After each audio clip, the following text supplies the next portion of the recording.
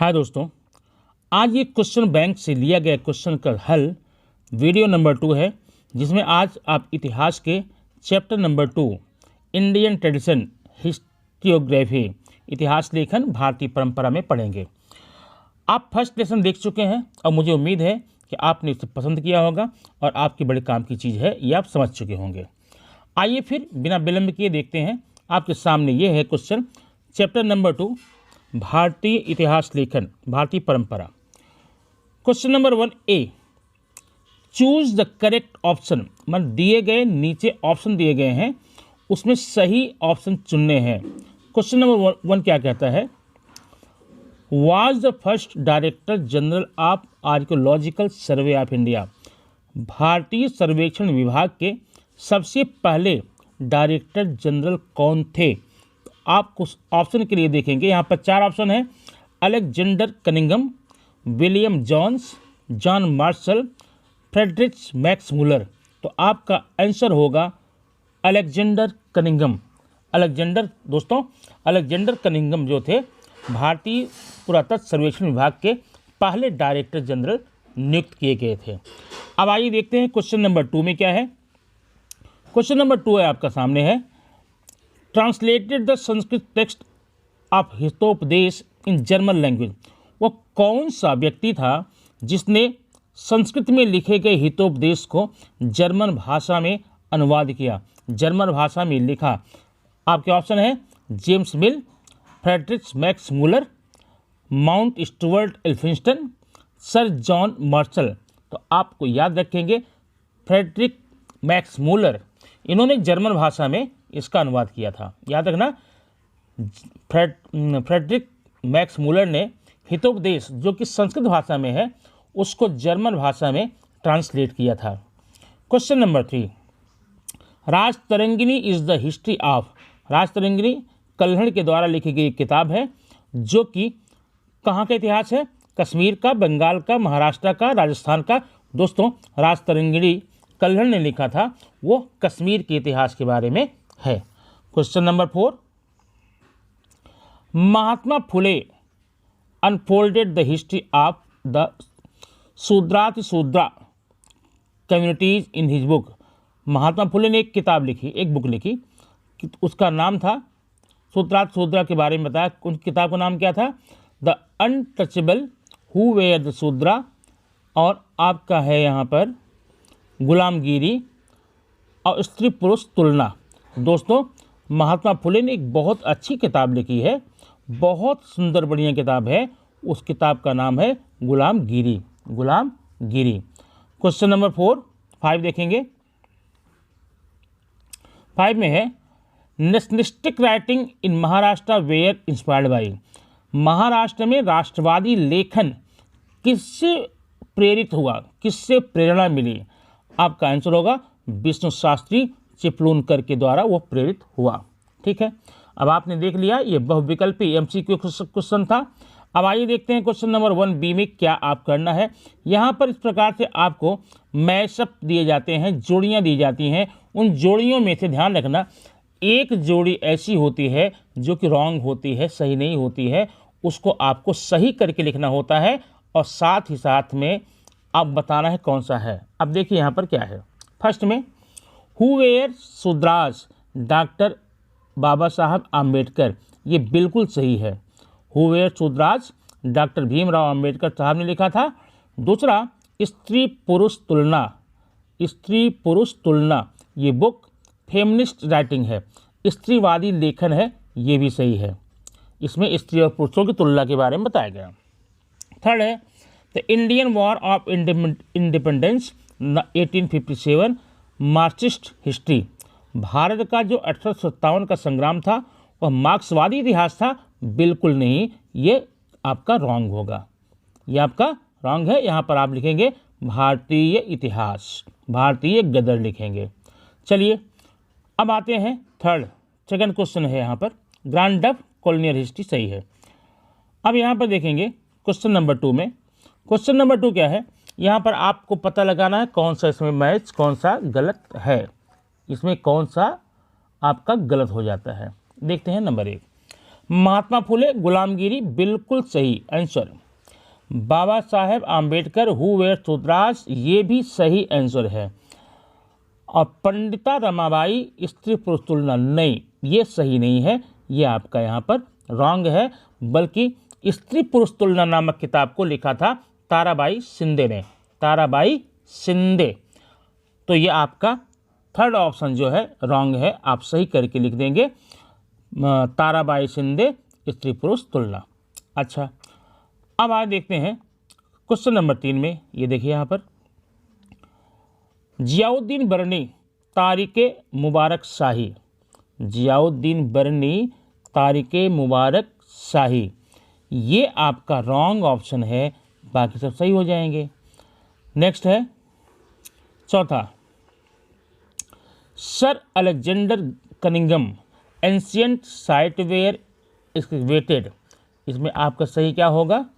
ये तो गलत, ये तो सही बिल्कुल है। और Mountstuart Elphinstone the governor of Bombay, ये तो सही है।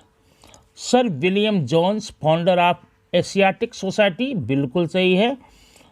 फ्रेडरिक मैक्स मूलर ने हितोपदेश को फ्रांस भाषा में ट्रांसलेट किया, ये बात गलत है, क्योंकि फ्रेडरिक मैक्स मूलर ने हितोपदेश जो संस्कृत का ग्रंथ है उसको जर्मन भाषा में ट्रांसलेट किया था। तो आपका ये आंसर हो गया पूरा।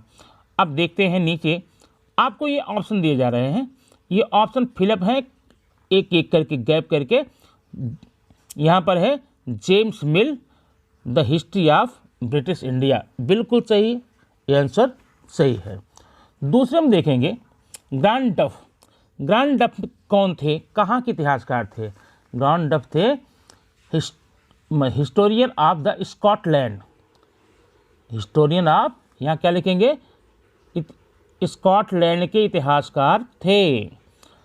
नेक्स्ट है the history of India, history of India किसने लिखा? सर माउंट स्टुअर्ट ने, माउंट स्टुअर्ट ने लिखा था भारतीय इतिहास, ठीक है। थर्ड है यस ए डांगे, यस ए डांगे साहब ने क्या लिखा था? ये लिखे थे, इनकी किताब का नाम था primitive communism to slavery, primitive communism to slavery. फिर सुनिए, प्रिमिटिव कम्युनिज्म टू स्लेवरी इनकी किताब का नाम था। हु वेयर सुतराज, ये बार बार आ चुका है, who were Shudras is written by doctor Bhimrao Ambedkar.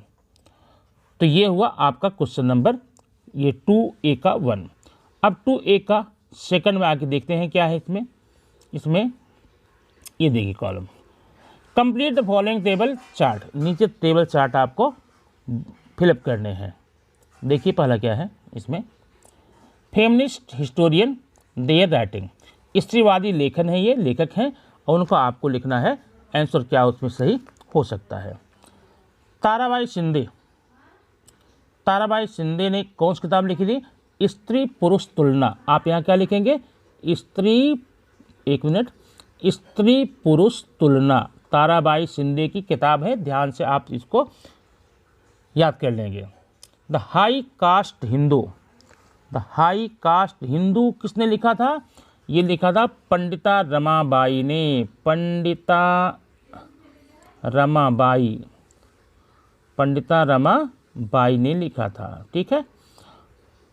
ये देखिए दूसरा है मीरा कोसाम्बी, मीरा कोसाम्बी ने जो किताब लिखी थी उस किताब का नाम है क्रॉसिंग थ्रेशोल्ड, क्रॉसिंग थ्रेशोल्ड, ये रहा आपका। लास्ट है writing caste, writing gender, reading Dalit, माने किताब का नाम है, इसको लिखा था शर्मिला रेंगे ने, शर्मिला रेंगे, ये रहा आपका आंसर। तो दोस्तों आपका ये हो गया ऑप्शन भरने का। अब आइए देखते हैं नीचे कुछ दिए गए हैं ऑप्शन, उसमें आपको क्या भरने हैं। क्वेश्चन नंबर 4 आपके सामने यूँ रहा, राष्ट्रवादी इतिहासकार, भारत के राष्ट्रवादी इतिहासकार कौन कौन से हैं? यहाँ पर 4 ऑप्शन हैं, 4 में आपको एक एक नाम करके लिखना है। याद कर लेंगे, पहला सबसे पहला और आसान नाम जो होगा वो आपके लिए होगा महादेव गोविंद रानाडे। पहले में देखेंगे आप यहाँ पर महादेव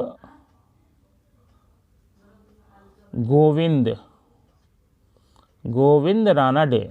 ठीक है, अब आइए देखते हैं सेकंड में क्या है। सेकंड में आप लिख देंगे यहाँ पर विनायक दामोदर सावरकर। स्वातंत्र वीर विनायक दामोदर सावरकर साहब थे। ये भी महान इतिहासकार थे, राष्ट्रवादी इतिहासकार के थे। और तीसरे में लिखेंगे नाम, वही आप याद करेंगे जो याद करने में आसान हो, जो बार बार आपको मिलता रहे। विष्णु शास्त्री चिपलूनकर। विष्णु शास्त्री चिपलूनकर है। और एक नाम और बचा, अब इसमें क्या डाल देंगे, इसमें आप डाल देंगे वसंत सदाशिव आलतेकर।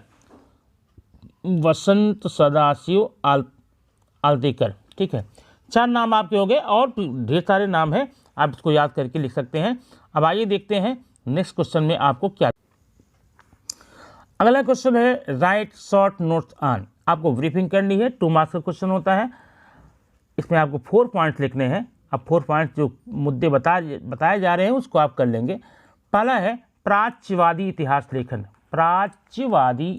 लेखन। आप इसको ध्यान सुनेंगे, 4 पॉइंट्स आपको आराम से मिल जाएंगे। नंबर 1, 18वीं शताब्दी के उत्तरार्ध में यूरोप के अध्ययनकर्ताओं में पूर्व की संस्कृति और देशों के विषय में कुतूहल पैदा हुआ, जिज्ञासा पैदा हुई। अब इस जिज्ञासा के कारण इन्होंने भारतीय संस्कृति का अध्ययन करने का निश्चय कर लिया और इन्हीं अध्ययन करने वालों को प्राच्यवादी कहा जाता है। यह प्राच्यवादी अध्ययनकर्ता ने भारतीय संस्कृति, इतिहास, यहाँ की विभिन्न भाषाओं, धर्मों का अध्ययन करके इतिहास लेखन करने का काम किया। ये तो बड़ी अच्छी बात थी, लेकिन इसमें खराब बात कौन थी? ये थी इन प्राच्यवादी अध्ययनकर्ताओं में साम्राज्यवादी प्रवृत्ति छिपी थी। इसी कारण इन्होंने पूर्वाग्रह से ग्रसित होकर के भारत के विषय में बड़ा ही ग्रसित दृष्टिकोण पूर्वक लिखा था। तो ये तो दोस्तों रहा प्राच्यवादी इतिहास लेखन। अब आइए देखते हैं नंबर 2 में क्या है। नंबर 2 है राष्ट्रवादी इतिहास लेखन। अब राष्ट्रवादी इतिहास लेखन क्या है? 19वीं शताब्दी में भारत में अंग्रेजी शिक्षा प्रणाली आरंभ हुई। इस प्रणाली से सीखकर तैयार हुए इतिहासकारों को भारत के वैभवशाली प्राचीन इतिहास की जानकारी प्राप्त हुई। अपने बारे में जानकारी प्राप्त करने पर इन इतिहासकारों ने भारत के बारे में जो कुछ लिखा उसे कहते हैं राष्ट्रवादी इतिहास लेखन। इसमें लिखा क्या उन्होंने? इन राष्ट्रवादी इतिहास लेखकों में प्राच्यवादी लेखकों के पूर्वाग्रह से ग्रसित इतिहास का लेखन का विरोध किया। अब आपने प्राच्यवादी देखा था, प्राच्यवादी जो इतिहास लेखक थे वो थे यूरोपियन इतिहासकार थे। उन्होंने भारत के बारे में कुंठा से ग्रस्त थे, इसलिए कुछ गलत लिखा और इसी का विरोध किया किसने? राष्ट्रवादी इतिहासकारों ने। नंबर 2, भारत के इतिहास का स्वर्णकाल ढूंढकर उस पर उन्होंने लेखन किया। राष्ट्रवादी इतिहास लेखन के कारण अंग्रेजों के विरुद्ध स्वतंत्रता की लड़ाई लड़ने की प्रेरणा मिली। इसी प्रकार प्रादेशिक इतिहास लिखने के लिए भी प्रोत्साहन मिला। अब अगला है, ये है उपेक्षितों का इतिहास। इसमें क्या करेंगे? समाज ने जिन सामाजिक वर्ग को सभी अधिकारों से वंचित रख दिया, उपेक्षित रखा, उस वर्ग के इतिहास को उपेक्षितों का इतिहास कहते हैं। मार्क्सवादी इतिहास लेखन परंपरा द्वारा उपेक्षितों का इतिहास लिखने की परंपरा शुरू हुई। इटालियन दार्शनिक एंटोनियो ग्राम्ची ने इतिहास लेखन की शुरुआत समाज के निचले स्तर के सामान्य लोगों से करने की कल्पना प्रस्तुत की।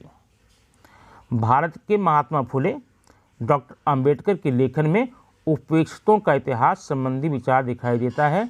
लोक परंपरा को उपेक्षितों के इतिहास लेखन का एक महत्वपूर्ण साधन माना जाता है। अगला आपका है उपनिवेशवादी इतिहास लेखन। इसमें क्या है? अंग्रेजी सत्ता की उपनिवेशवादी नीति का समर्थन करने और उस नीति का पोषण करने के लिए जिस प्रकार का इतिहास लेखन किया गया उसे कहते हैं उपनिवेशवादी इतिहास लेखन। भारत संबंधी उपनिवेशवादी इतिहास लेखन करने वालों में मुख्य रूप से ब्रिटिश अधिकारियों और ईसाई धर्म प्रचारकों का समावेश होता है। इस प्रकार के इतिहास लेखन में भारतीय इतिहास तथा संस्कृति को गौण बताया गया है।